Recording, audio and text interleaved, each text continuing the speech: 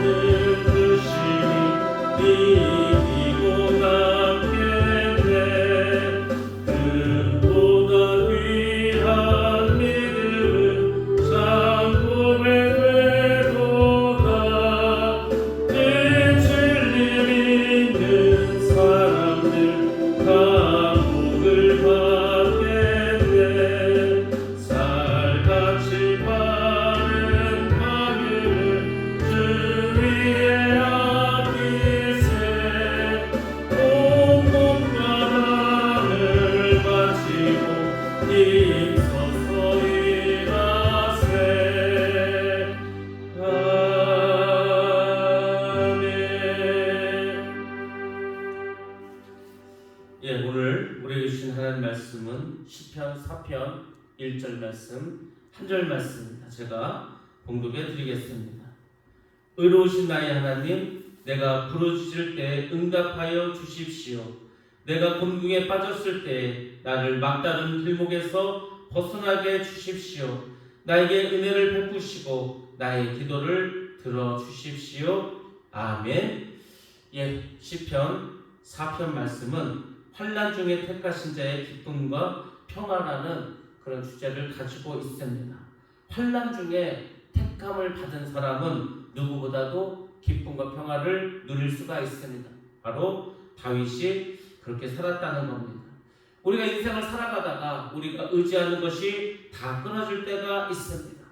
사업이 잘 되는 줄 알았는데 어느 날부터 갑자기 사업이 되지 않는 경우가 있습니다. 직장일이 잘 되는 줄 알았는데 직장일이 이제 어려워질 때가 있습니다. 건강을 자신했는데 건강에 문제가 생길 때도 있습니다. 온몸이 아프고 피곤하고 병든 것이 생길 수도 있습니다.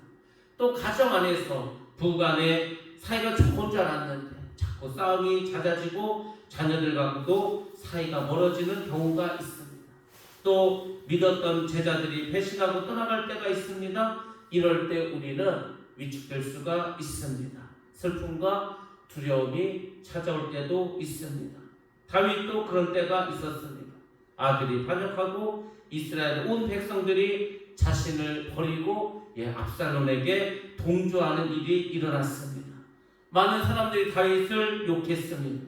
다윗에게 곤란이 찾아왔습니다. 그런데 다윗이 이럴 때 하나님 의지하고 또한 택하신 자의 자부심을 갖고 당당히 일어섰습니다.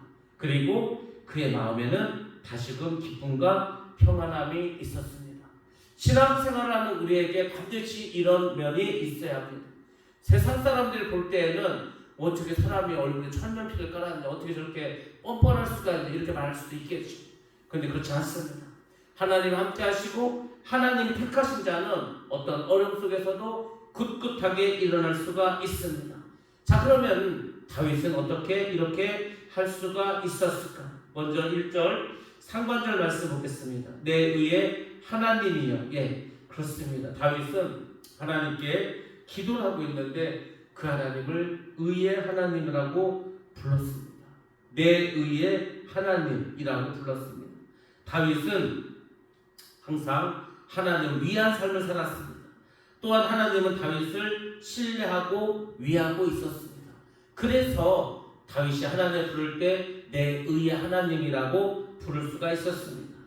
다윗은 하나님을 위하여 성전을 짓고자 했습니다. 하나님은 다윗의 후손에서 메시아가 태어나게 하셨습니다.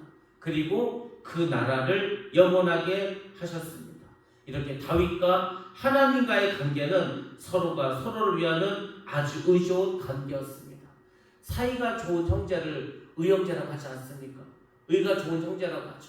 마찬가지로 우리가 하나님과 의롭게 지나고 서로 아끼고 서로를 위해서 그렇게 살아가는 것은 아주 의가 좋은 것입니다. 다윗은 누구보다도 하나님과 좋은 관계를 가지고 있었습니다.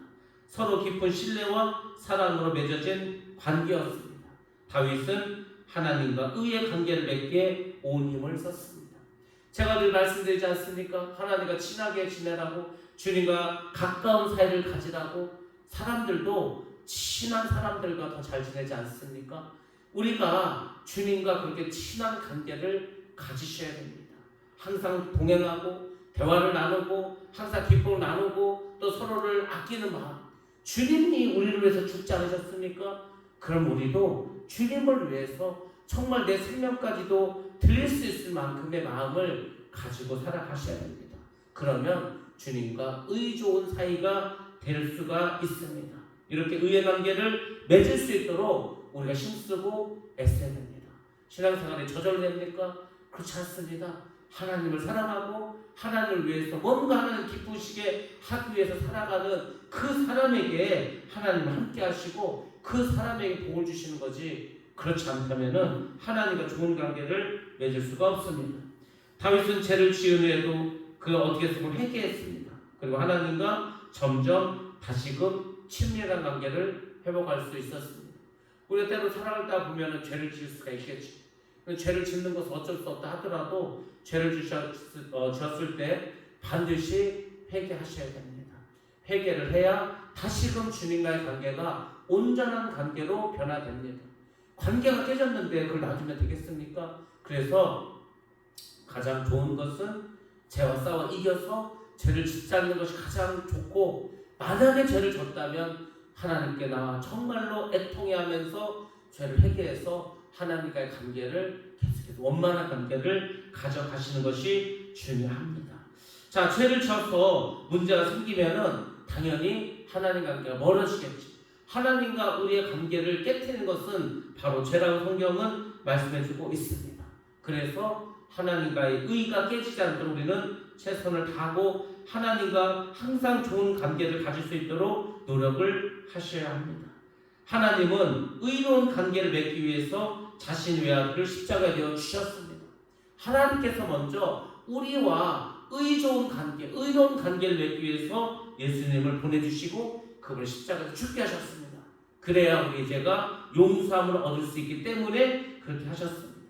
그럼 우리는 어떻게 해야 되겠습니까? 우리도 하나님과 의로운 관계를 맺기 위해서 하나님을 가장 높은 가치로 두고 하나님께 예배를 드려야 합니다.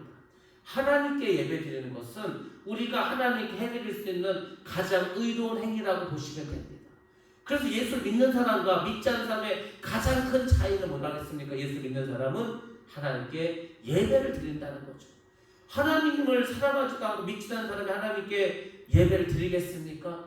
그렇지 않죠. 그래서 우리는 항상 예배에 힘쓰시고 예배 때 많은 하나님께 영광 돌리고 하나님 주시는 은혜를 받을 수 있도록 최선을 다하셔야 됩니다. 의의 하나님은 의 좋은 관계로 끝나는 것이 아닙니다. 의의 하나님은 하나님을 사랑하고 자랑하는 것을 의로운 하나님, 의의 하나님이라고 우리가 볼 수가 있습니다. 다윗은 하나님을 사랑하고 자랑했습니다. 여러분들 세상에 나가서 하나님을 자랑하십니까? 주님을 자랑하십니까? 그렇게 하셔야 됩니다. 항상 예수 믿는 사람들은 나가서 하나님을 자랑하고 예수님을 자랑하고 그분들을 기쁘시게 할 수 있도록 그렇게 하셔야 됩니다. 그것이 우리가 그분을 사랑하는 가장 좋은 표현 중에 하나입니다. 다윗은 아들의 반역이 있을지라도 하나님 의지하고 하나님을 자랑했습니다. 믿음이 없는 사람은 당장에 어려움이 찾아오면 하나님이 어디 있냐고 합니다. 하나님을 원망합니다. 하나님, 내가 이렇게 열심히 했는데, 내가 하나님 뜻을 이루기 위해서 최선을 다했는데 왜 나에게 이렇게 힘들고 어려운 일을 주셨습니까? 원망부터 합니다. 그렇지만 다윗은 그렇지 않았습니다. 어려운 상황 속에서도 끝까지 하나님을 사랑하고 자랑하고 그분을 기쁘시게 할 수 있도록 사람을 의지하지 않고 하나님을 의지했습니다. 하나님도 그런 다윗을 사랑하고 자랑하셨습니다. 하나님도 다윗의 하나님의 것을 자랑스러워하셨습니다. 하나님께서 여러분을 보시고 내가 너의 하나님이 되어서 너무 기쁘다, 너무 자랑스럽다, 우리가 뭐 좀 그런 사람이 돼야 되지 않겠습니까? 네가 나의 자녀가 되어서 내가 너무 자랑스럽다. 그런 자녀들이 우리에게 있다면 얼마나 복되겠습니까? 우리가 하나님께 그런 존재가 돼야 된다는 겁니다.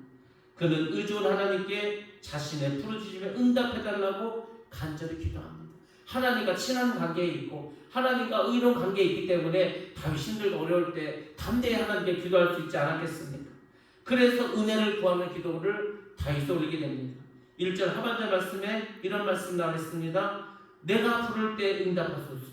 곤란 중에 나를 너그럽게 하셨사오니 나에게 은혜를 베푸사 나의 기도를 들으소서.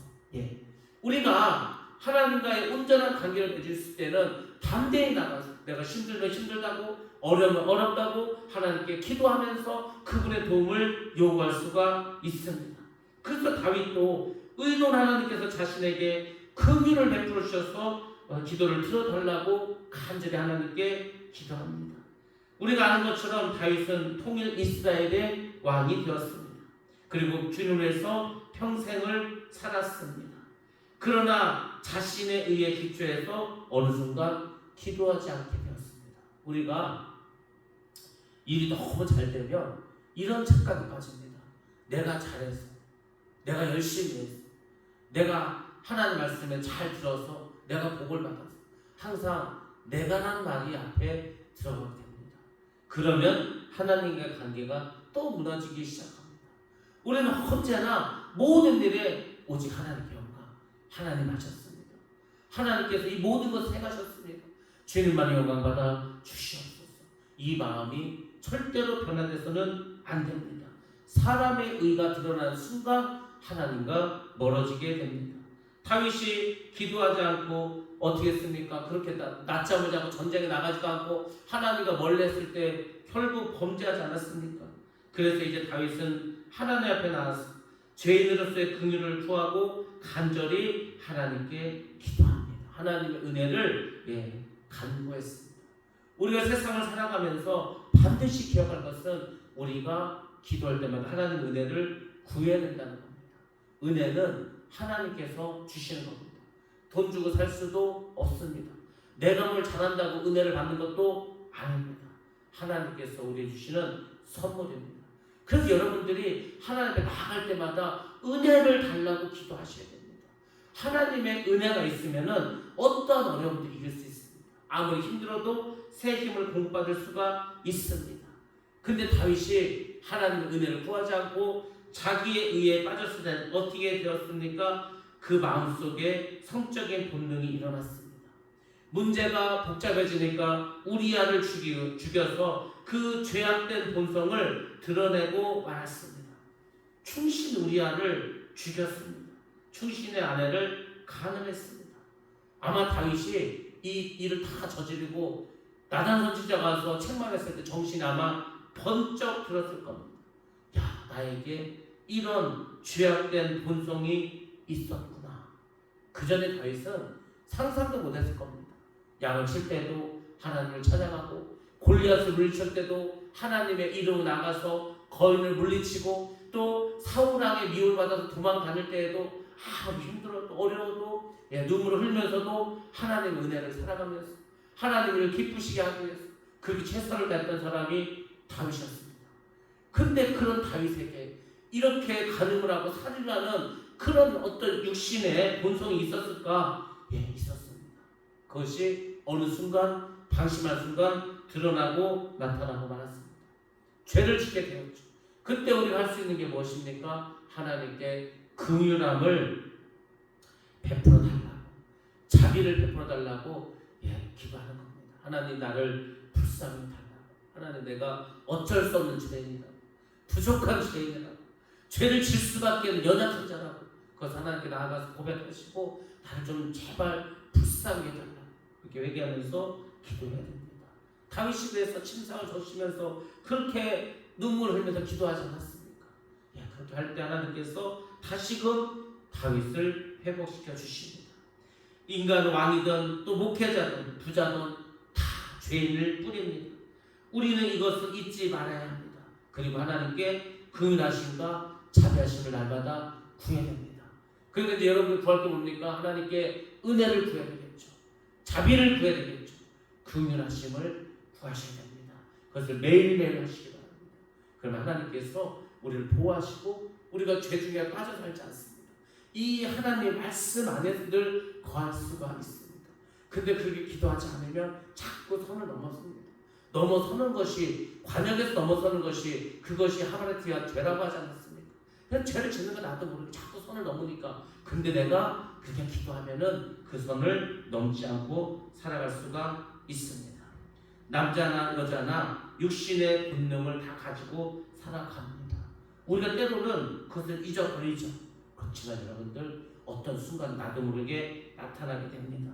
그래서 자기 의를 드러내는 것이 아니라 우리는 오직 하나님의 의, 예수 그리스도께서 나를 십자가 죽으셨다, 나를 위해서, 내 죄를 위해서 십자가에서 죽으셨다는 것을 잊지 말고 계속 기억하면서 살아가셔야 합니다. 우리는 어떤 상황 속에서도 자신을 죄인으로 깊이 발견하고 하나님의 긍휼을 구하셔야 됩니다. 그때 하나님 우리를 의롭다 하시는 겁니다. 하나님께서 우리를 보시고 뭐 의로울 게 뭐가 있겠습니까? 죄덩어리들인데, 말씀 잘 듣지도 않는데, 하나님 기쁘시게 하는 존재도 아닌데, 늘 죄에 넘어지는 연약한 모습들이 다 우리의 모습인데, 근데 하나님이 그런 우리를 보시고도 의롭다 하시는 게 무엇 때문에 그렇겠습니까? 늘 우리의 연약함을 고백하고 도와달라고 하고 긍휼을 베풀어 달라고 은혜를 달라고 하고, 하나님이 어떤 마음이시겠습니까? 불쌍하겠죠. 근데도 그래도 믿음이 있어서 하나님께 날마다 부족하고 연약함을 고백하면서 그렇게 기도하고 우리 얼마나 기쁘시게 보시겠습니까? 그래서 여러분들이 항상 기도를 그렇게 드려야 됩니다. 특별히 다윗은 자신이 곤란 중에 있을 때 긍휼을 베풀어주신 은혜를 기억하고 있었습니다. 이게 굉장히 중요하죠. 여러분들, 우리가 인생을 살아가다가 힘들고 어려울 때가 있습니다. 그때 나에게 긍휼을 베풀어 주셨던 그 하나님의 은혜를 반드시 기억하셔야 됩니다. 그래서 제가 늘 말씀드리지만은 경험이 있어야 되는 거예요. 경험. 내가 그 전에 하나님 이렇게 만난 경험이 있다. 내가 그때 참 어려운 순간이 있었는데 하나님께 나를 이렇게 도우셨다. 그런 경험이 있는 사람은 또 다른 어려움이 왔을 때 그것을 극복할 수가 있습니다. 그래서 하나님을 경험하는 것은 굉장히 중요합니다. 다윗의 생애 가운데 곤란에 처할 때가 있었습니다. 하나님은 곤란 중에 처한 다윗에게 은혜를 베풀어 주셨습니다. 사자와 곰이 양을 물어봤을 때 사자와 곰을 때려잡지 않았습니까? 골리앗을 죽이지 않았습니까? 사울왕이 그렇게 공격했을 때 그 피난길을 다 지켜주지 않았습니까? 전쟁에 나갈 때마다 다 이기게 하시지 않았습니까? 그게 다윗의 힘을 뱉습니까? 하나님 도와주셔서 그렇게 된 거지 않습니까? 그러니까 다윗이 기도한 하나님, 그렇게 내가 어렸을 때 힘들 때 나를 지금까지 다 도와주시지 않았습니까?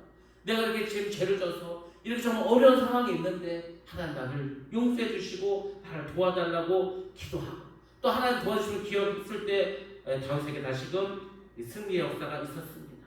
우리도 오늘날 여기까지 온 것에 대해서 여러분들 돌아보시기 바랍니다. 우리 교회가 40년 오면서 위기가 없었습니까? 어려움이 없었습니까? 많은 어려움도 있었고 힘든 일들도 있었습니다.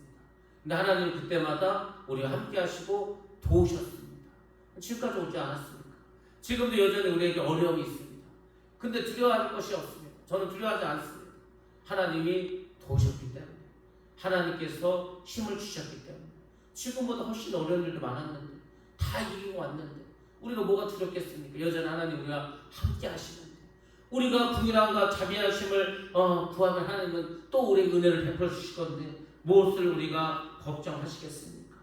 우리가 인생을 살아가다 보면 교통사고 위험도 있었습니다. 질병의 위험도 있었습니다. 물질의 꿉꿉한 위험도 있었습니다. 그리고 다른 사람의 비방과 같은 어려운 가운데 처할 때도 많이 있었습니다. 우리의 죄를 보면 우리는 다 망해했습니다.